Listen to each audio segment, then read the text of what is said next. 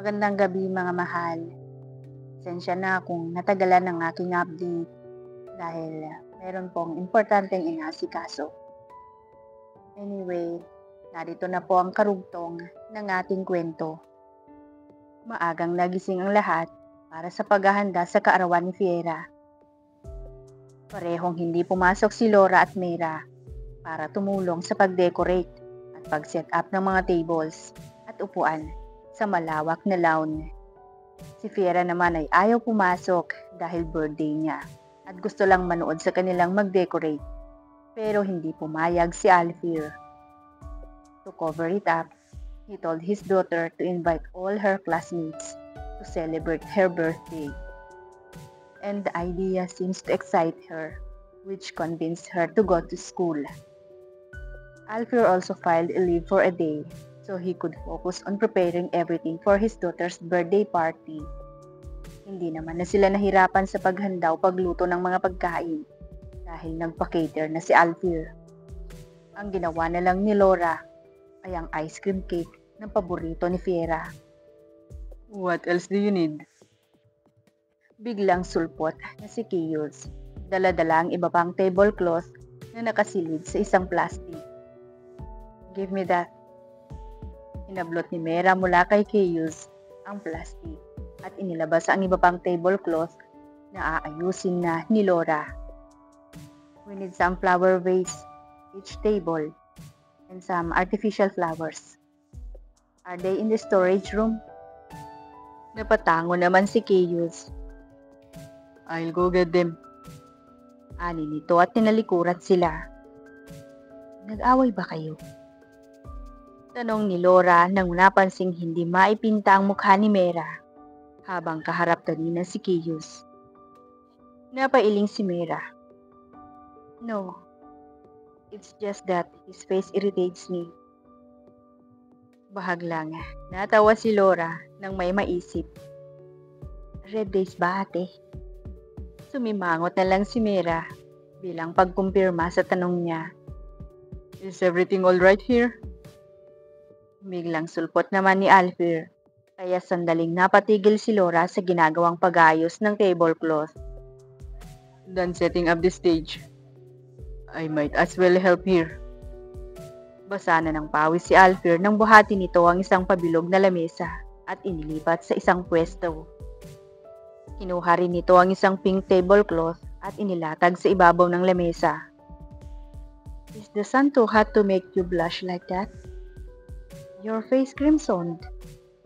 Biglang komento ni Mera na nagpabalik kay Laura sa kanyang tamang pag-iisip, kaya muli siyang bumalik sa pag-ayos ng tablecloth. Ang init po. Maliligo na ako maya-maya pagkatapos nito. Tugon ni Laura.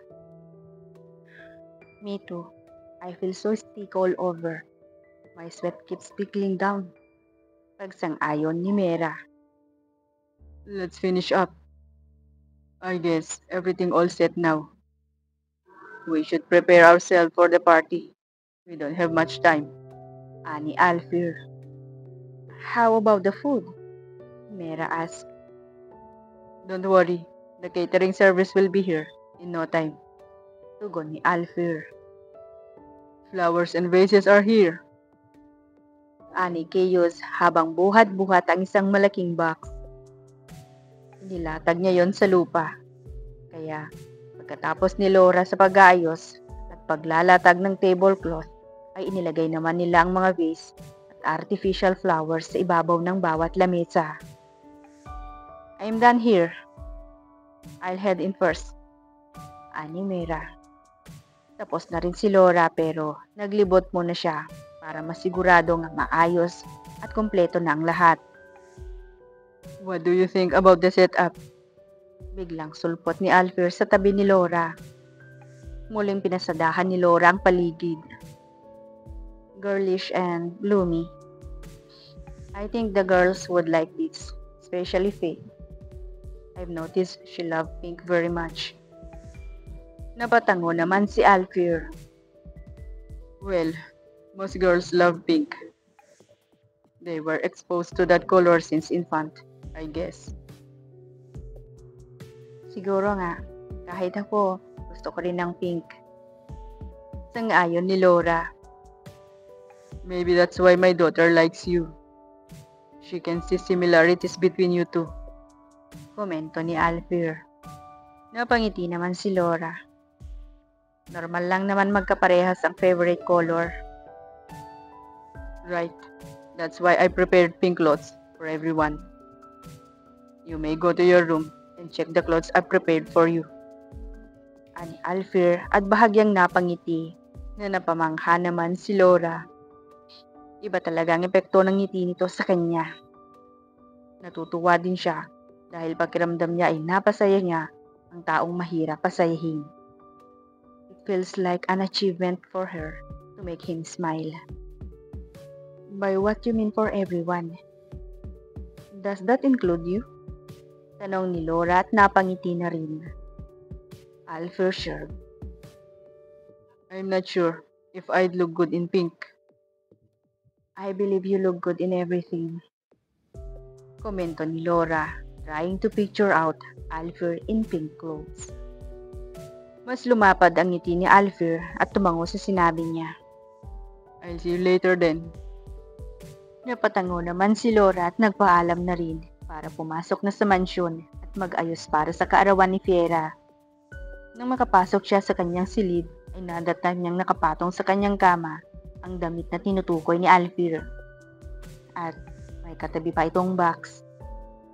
She picked up the dress and raised it in the air, routinizing every detail it displayed.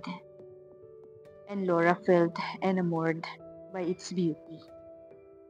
It's an asymmetrical pink off-shoulder dress with heart-shaped neckline and white pearls all over its bloomy texture. In addition to its elegancy and classiness, the aslant white ruffles started from the right waistline down to the left ankle, which will surely expose her right leg. But the white ruffles is long enough to cover her inner thighs. Muli niyang inilapag sa kama ang susuotin at binuksan naman ang katabi nitong box. And it surprised her with a pair of pastel pink ballet flat shoes with 5 rose buds on its toe part. Pastel pink laces are in the shoes. Napansin niya ang isang note sa loob, kaya kinuha niya yon at binasa. I'm not sure if you'd feel comfortable wearing high heels all throughout the celebration. So I bought this instead. Hope you like it. Laman ng sulat ni Alfir. Napangiti naman si Laura nang ibinalik niya ang note sa loob ng box. Talaga, iniisip siya ng lalaki habang namimili ng ipapasuot sa kanya. And she's internally screaming by the thought of it. Napailing siya. Magtigil ka, Laura. Kailangan mo nang mag-ayos para sa kaarawan ni Fiera. Tama na munang kilig. Suway niya sa sarili at tumalikod para pumasok na sa shower room. It took almost 2 hours for her to finish everything she needed to do. Ngayon ay nakaharap siya sa salamin dahil katatapos niya lang ayusin ang kanyang buhok. She braided it and decided to band her hair with some pearl hairpins to add some effect. She was amazed by her look in the mirror. She barely appreciates her beauty, but every time she does, she is happy and confident. A knock from the door distracted her. Hindi pa nakakapagsalita si Laura ay bumukas ng pinto at pumasok si Mera na nakasimangot. Bahagyang napangiti si Laura nang mapansin ang suot nitong pink-white floral dress. Napakaganda nito sa suot at naka-curl ang mahaba at itim nitong buhok. Naka-pink high heels din ito na mas dumagdag sa katangkaran nito. I ain't gonna wear this if it's not for my niece. Ani Mera habang naglalakad palapit sa kanya. You look stunning by the way. Putting makeup on you would be unnecessary but a lip gloss and a bit of face powder would be fine. Komento nito at tumabi sa kanya. Nakahanda na bang lahat sa baba? Nakauwi na ba si Fiera? Tanong ni Laura. Fiera is still on her way home. And yes, everything's ready. Everyone is waiting for the birthday girl downstairs. Ani Mera. Tapos naman ako rito. Tara na sa baba. Yaya ni Laura. Later. He's been following me around and it annoys me. I'd like to stay here for a little bit. At least, he can get in here. Ani Mera sabay irap at naglakad papunta sa kama ni Laura at ibinagsak doon ng katawan. Nasa baba na pala siya. Halos pabulong ang sinabing yon ni Laura pero hindi pa rin nakaligtas sa pandinig ni Mera. He's waiting downstairs with Alfir. Those men look good in pink more than me. Ani Mera. That statement from Mera made Laura curious. And think of Alfir wearing some pink. Napangiti siya when she thought it's cute. Mukhang nakumbinsi niyang lalaki kanina na magsuot ng pink. She suddenly felt the excitement and urge to see Alfir. You can go downstairs if you want. I'll stay here in a bit. Muling usal ni Mera. Naglakad si Laura at naupo sa paanan ng kama. Hindi na, sabay na lang tayo. Biglang napabangon si Mera at napahawak sa sikmura. I suddenly feel hungry. Maybe we should get something to eat. Napatayo si Mera kaya napasunod na rin si Laura. Aren't you hungry? Tanong pa nito kay Laura. Napailing naman si Laura. Kumain na ako kanina. Hindi ka ba nag-agahan? Sabay silang naglakad palabas ng silid. Mera shrugged. I forgot. I got busy. Laura locked her room when they got out. Pareho silang natigilan nang madatnan sa labas si Kiyos na may hawak na isang tray ng pagkain. His eyes were fixed on Mera alone. What are you doing here? Mataray na tanong ni Mera. I figured you haven't eaten yet. That's why I bought you this. Kiyos slightly raised the tray. Would you mind dining on the balcony? Sandaling natahimik si Mera at tiningnan lang ang tray ng pagkain na dala ni Kiyos. Ilang sandali pa ay binalingan nito si Laura na naghihintay rin sa magiging sagot niya. I'm sorry, Lee. Can you go alone downstairs? I'm really famished. Oo naman. Sige. See you around. Enjoy your food. Ani Laura at tinalikuran ng dalawa para maglakad palayo. Her flat shoes easily made her stroll around. She felt comfortable in them. She needs to thank Alfir as soon as she sees him. Napahinto si Laura nang marating ang hagdanan na naka-red carpet. Sa baba ay may isang lalaking nakatalikod at nasa malayo ang paningin. Kahit hindi pa man ito nakaharap, ay mukhang kilala na niya ito. His pink suit perfectly fits him, like it was tailored for him alone. She silently made her way down the stairs. But even her slightest move won't go unnoticed by Alfir. He turned to her direction, which almost made her stop from descending. His eyes were fixed on her as she continues to step down. She felt her confidence within as he almost did not blink or tried to look away. Hindi nasahan ni Laura nang humagbang ito paakyat para salubungin siya at sabay silang napahinto nang magharap na sa gitna ng hagdanan. Alfir offered his hand. Doon lang nagbawi ng tingin si Alfir at inalalayan siya pababa. You look resplendent in that dress, Lay. Biglang usal ni Alfir nang tuluyan na silang makababa sa hagdanan. He turned to face her, and his eyes unveiled his admiration for her. Yung feeling na she was expecting a compliment from him, pero nagugulat pa rin siya sa mga naririnig niya mula rito. Masasabi niyang iba talaga ang epekto ni Alfir sa kanya. Napangiti naman siya. Maraming salamat. Doon niya lang napagmasdan ang kabuuan ni Alfir. Puno ng embroidered sakura ang suit jacket na suot nito. Plain pink naman ang pang-ibaba nito. Ang gwapo mo. Hindi niya rin mapigilang usal. Bahagyang napangiti naman si Alfir sa sinabi niya. Magsasalita pa sana ito nang makarinig sila ng busina. Sabay silang napatingin sa pintuan at naglakad papunta sa entrance. Pagbukas nila ng pintuan ay sumalubong sa kanila si Fiera. Daddy! Tita Laura! Pinagmasdan sila ng bata at bakas ang pagkamangha sa mukha nito habang nakatingin sa kanila. It's Pink Day! My birthday! Napatalon-talon ito sa tuwa. Alfred took a few steps and picked Fiera to bring her in. How's school? Did you invite your classmates and your teachers to your birthday party?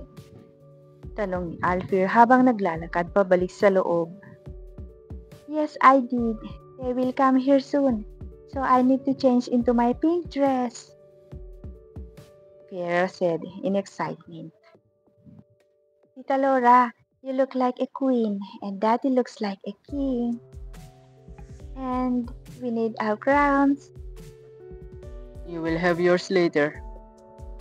Now, let's get you changed. Ani Alfir. Ako nang magbibihis sa kanya. Presenta ni Laura. Mabilis namang lumipat sa mga bisig ni Laura ang bata, kaya walang nagawang ama nito. I'll wait here. Habol ni Alfir nang humagbang na sila paakyat. Sige, sandali lang kami. Tugon ni Laura at hindi na lumingon pa. How do you feel now? Tanong ni Laura habang inaayos ang buhok ni Fiera. Pareho silang nakaharap sa salamin. I feel pretty. Fiera giggled na kinangiti naman ni Laura. Tunay ang kagandahan mo, Fie. You don't have to wear a ball gown or a crown to see your beauty. The smile in your face would be enough. Komento ni Laura. Nilungon siya ng bata. Does that mean I'm pretty as you? Because you look so beautiful to me without a crown or a gown. Natuwa naman si Laura sa sinabi ni Fiera. Really? Thank you so much. Napahagbang siya ng patras pagkatapos niyang ayusin ang buhok nito. Napasulyap si Laura sa orasan at mabilis siyang napakilos dahil malapit nang magsimula ang pagdiriwang. I guess we need to go now. Your classmates might be waiting for you. Napatayo naman agad si Fiera sa narinig. Let's go. Natatawa na lang si Laura habang nanonood ng mga palaro para sa mga bata. Nakikisali rin si Fiera sa mga palaro at halatang natutuwa at nag-enjoy ang bata sa ginagawa habang si Alfir ay panay ang pagkuha ng litrato ng anak. Ilang sandali pa ay lumapit si Fiera kay Mira at bumulong dito. Inilahad naman ni Mira ang kamay sa bata at nang kunin yun ni Fiera ay sabay na naglakad ang dalawa papasok ng mansyon. Ilang sandali pa ay hindi pa rin nakakabalik ang dalawa, kaya napagpasyahan niyang sumunod papasok. Hinanap niya ang dalawa sa ground floor pero hindi niya makita ang mga ito, kaya napagdesisyonan niyang bumalik sa living room at doon nadatnan si Mera na iba na ang damit. Mukhang nagpalit ito dahil ayaw talaga nito sa suot na dress. Ate May, asan si Fie? Tanong ni Laura nang makalapit kay Mera. Tinaasan niya ito ng kilay. Same question. Where is my daughter?